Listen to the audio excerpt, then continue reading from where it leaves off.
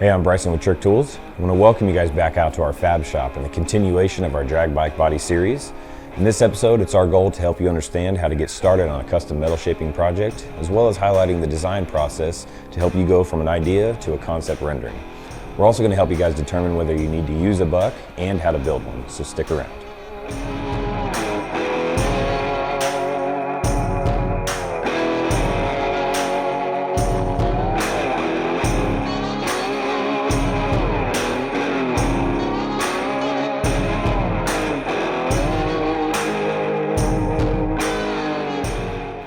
So one of the toughest challenges of a custom shaping project is determining the steps necessary to get you going on your design process. Here's a few of the steps that I use to get me going on a design. So I stand back and I'll assess the project. So am I working off an existing part? Am I making a new version of that existing part that maybe has some custom changes? Or am I building a one-off project that may require some sketches or 3D renderings? Then I'll determine what kind of material I want to use, and then either way, no matter what your design is, you can build a buck that will fit your design and allow you to have a template to build off of.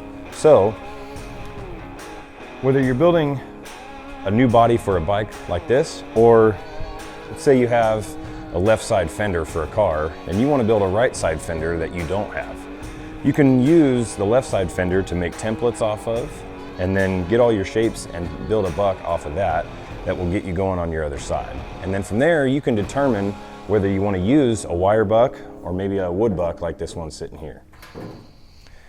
In this next step, we're going to show you guys how to go from your idea to a concept drawing, and then from there to a buck.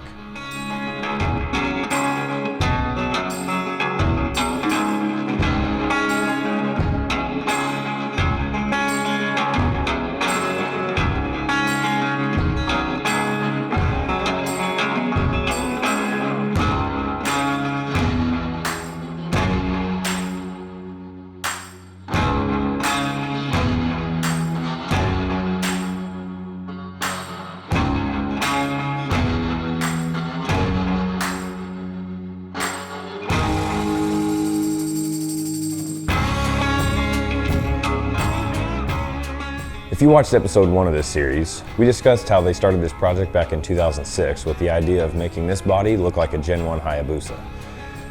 For this project, they didn't start with any renderings or sketches. They actually had a Gen 1 Hayabusa that they sat next to this bike to be able to replicate the shapes off of, but to fit over this Pro Mod chassis. In order to help you guys understand though what it takes to go from paper sketches to a buck, I'm going to introduce you guys to a project of mine that I've been working on for a few years and the steps I took to go from paper to a wooden buck.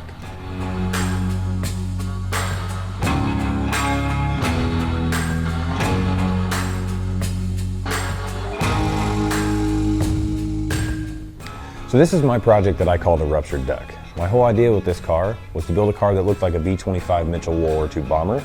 I wanted to build it out of aluminum, so I'd started designing on paper in a scale size, and then I was able to take those drawings and transfer it onto wood to be able to build the buck that you see sitting behind me. I'm going to show you guys now how to do that on your project.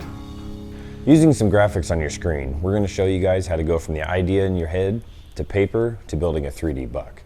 If you're not an artist when it comes to putting pen to paper, it may be a daunting task to be able to sketch out your own project. But with a basic set of art tools and the idea of what you want to do, it's pretty easy to put it down on paper in a way that you can transfer over to a buck. The best way I've found to do that is to try to know the measurements of what you want to build, how big you want to build it, what your parameters are, and then you can draw that to scale using graph paper. I used 1/4-inch graph paper for my car project, and that allowed me to draw it in 8 scale, and then I was able to have that blown up 8 times to full size and then laid on plywood board to be able to cut it out to start my buck.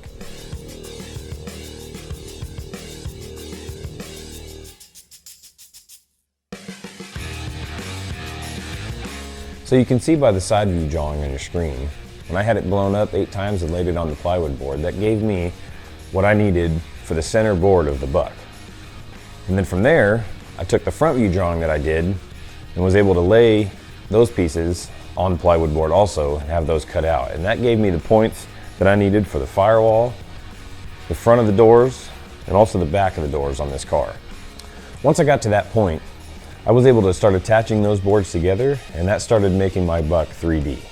From there, I was able to screw in and attach other boards and then use some different layout tools to be able to cut the shapes for the curves that I wanted in this buck.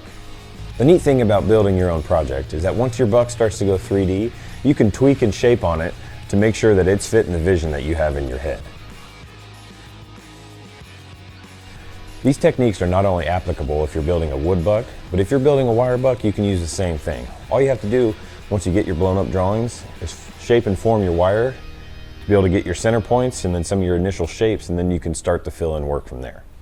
Another question I get a lot of is, why should I build a wood buck or why should I build a wire buck? Well, there's not really a right or wrong answer. It's kind of whatever you want to do. But some tips would be, on a project like this where you're building an entire body that takes up a lot of space, sometimes wood's a little bit easier to use, especially if you don't have chassis and other components to necessarily build around. This being a whole car body, it was a little bit easier to work with wood for me to be able to form it and have this take up a lot of space.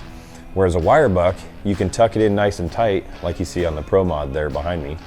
You can really fit it tight to the chassis if you're trying to build something that needs really tight tolerances. So to recap some of the tips for drawing your project in scale, first thing I do is get yourself a basic set of art tools. Doesn't have to be anything fancy, but something that's got some good stencils. And I usually draw on a pencil, that way I can make easy changes. I use 1/4-inch graph paper when I draw out.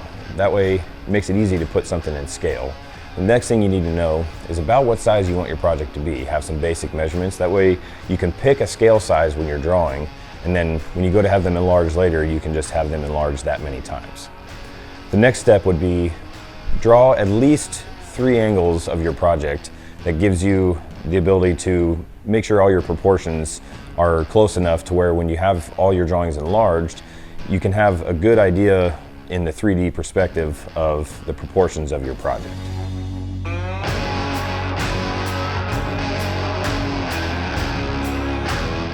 Now we're going to show you guys using an existing part how to build a buck, and also how to do that in wood and wire.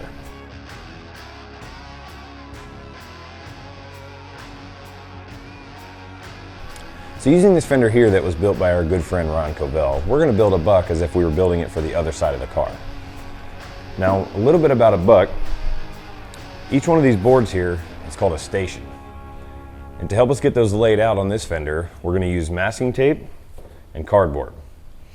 Now with the masking tape, we're going to lay this on the fender where we want the location of each one of our stations to be. And then with the cardboard, we're going to cut out templates at each station to let us know what the shape needs to be. And then we'll lay these on the plywood, and then we'll cut those shapes out, and that will give us each individual shape as it goes around our buck.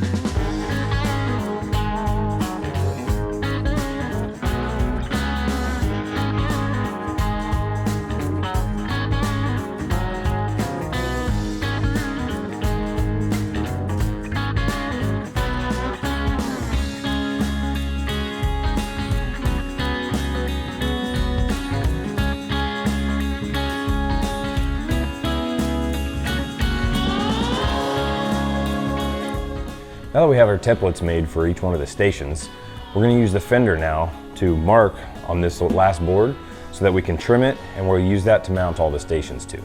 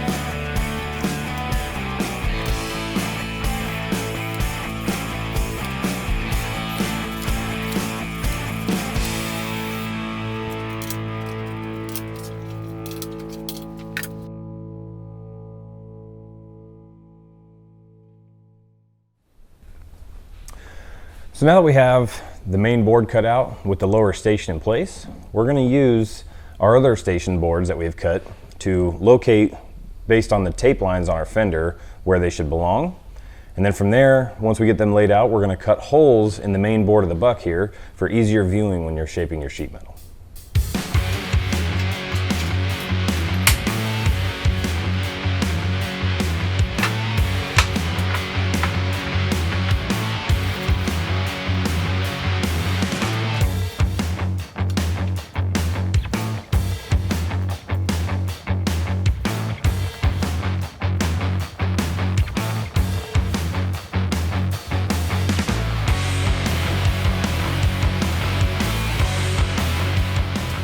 So now that we've laid out where each one of our stations belongs, we're going to trim the bottom edge here to fit the lower station of the buck. Then we're going to cut viewing holes in the main board of the buck. And then after that, we'll trim the shapes of each one of these stations based on the templates that we made, and then we'll mount them.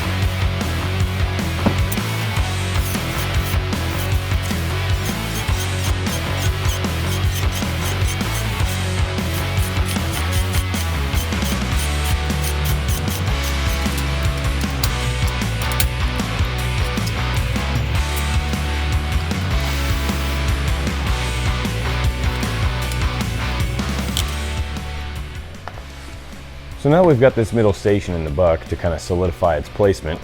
We're going to set these other stations in place, and we're going to mark the height of them in relation to this lower station here. And then we're going to use our templates that we made to draw out the curves on the top side. We're going to cut them, and then we'll be able to get them in place, and this buck is just about done.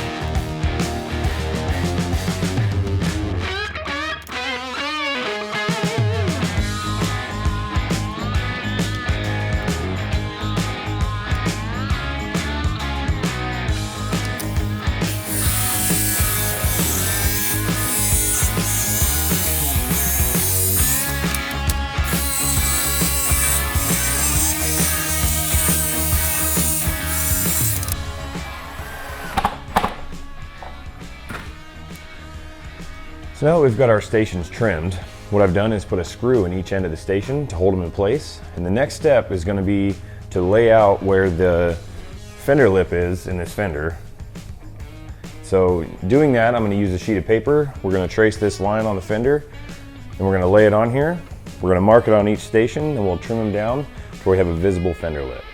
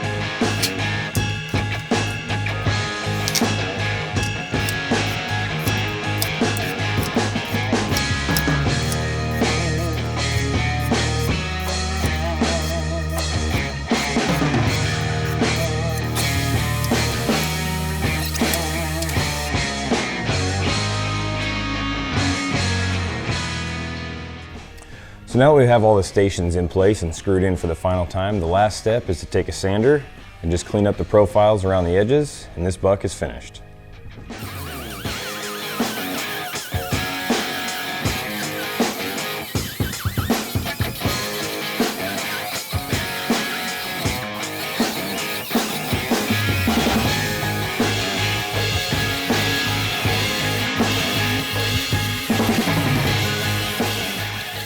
So sitting here on the table are all the tools that we use to build this buck. So you can see that it can be done with pretty basic tooling. The next step here is I'm going to use the fender to build a wire buck and show you guys how that's done. So before we start the buck for our fender, I'm going to explain to you guys a little bit of how this buck was built. So because we have an existing chassis to build off of, they started by using sheet metal to mount to the existing mount locations for the old body. And then they used a mixture of 1/8 inch, 3/16 and 1/4 inch rod to be able to get the shaping of the buck done. So a little bit of the placement on this depends on where you need strength in the buck. So a lot of the edges, a lot of the main profiles in this buck were done at a 3/16 or 1/4, and then a lot of the small thin profiles were done at 1/8 inch rod, which makes it easier to be able to shape and bend in the shape that you're looking for. So if you don't have a chassis or something existing to build off of and you're wondering how to build a buck off of a fender that you need to have something solid to mount to, you can start with some sheet metal plates. So for this buck, I started by making a sheet metal panel that will become our lower station of the buck that I built off of the lower part of this fender. And then from there, we're going to use 1/8 inch rod solely, just because as a small part, we don't need a whole lot of strength in the upper pieces as long as we have a solid foundation to start from. As far as tooling, we're just going to use basic hand tools, so some pliers and something to be able to cut the rod with. But depending on what size buck you're building, if you're using 1/4 or 3/16, you may need to use a grinder or something else to be able to cut your rod. Obviously just a little 110 MIG welder here is what we're going to use to put this together. And how we're going to get started is we're going to start by shaping the wire to the shapes of the fender lip here, and then also the outer profile of the fender, and then we'll do the fill-in work from there. So let's get started.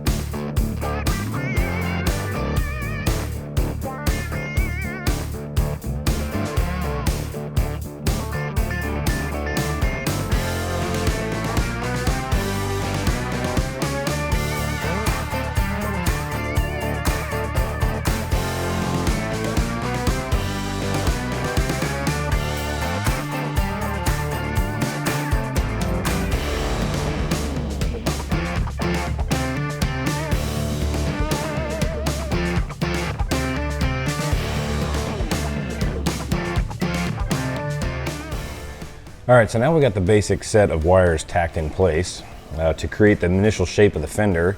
Obviously, as you've seen, based off of shaping those inside the fender here, you can see it's a little loose still. So what we're gonna do now is add in some filler wire to really strengthen it up.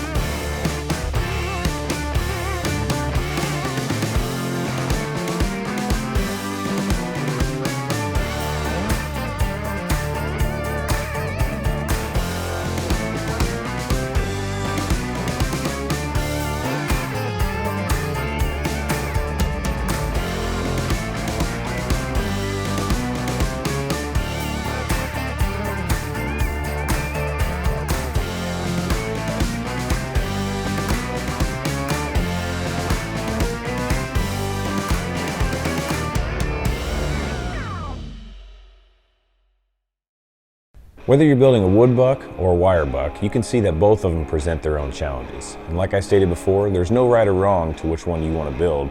It may be just a matter of which medium you're more comfortable with.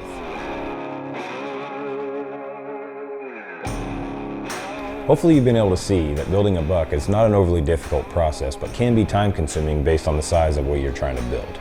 The neat thing about building a buck, just like the buck on this drag bike here, is that you can build it and form it to fit the shapes that you have for your idea. And if it's not exactly going the way you want it, you can tweak it and modify it until you get it right before you start shaping your sheet metal. In our next episode, we're gonna get to start the fun stuff, which is actual sheet metal forming.